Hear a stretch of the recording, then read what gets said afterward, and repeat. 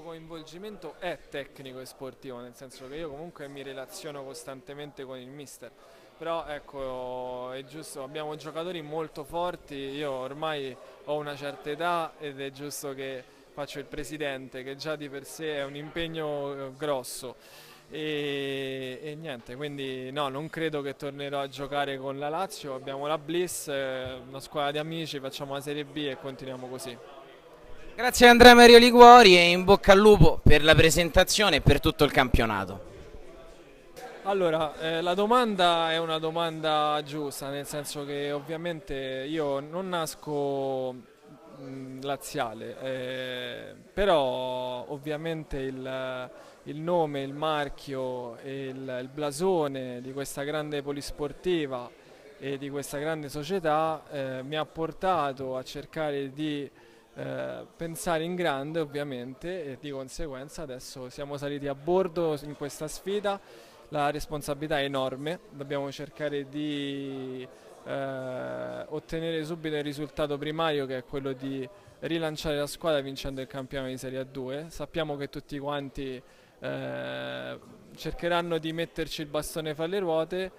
però la squadra è molto forte e tornando comunque al discorso iniziale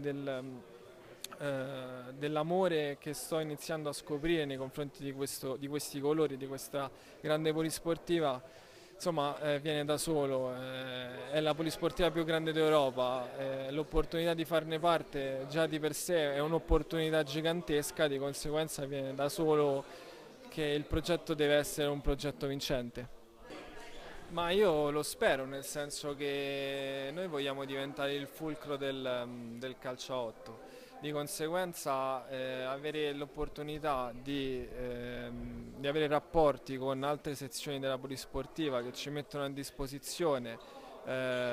giocatori di altissimo livello come Adrian e José, per noi è ovviamente è una fortuna perché rende sempre più competitivo la squadra stessa. E questo fa parte appunto, per ricollegarmi alla domanda precedente, al fatto che far parte di una polisportiva così grande, prestigiosa, lo sto scoprendo con il tempo quanto è bello, perché devo dire che pensavo di trovare un ambiente chiuso, invece con tutte le persone con cui mi sono relazionato ho sempre avuto le porte aperte. Quindi loro ci stanno aiutando a rilanciare questa squadra e è una grande famiglia ed è bello farne parte.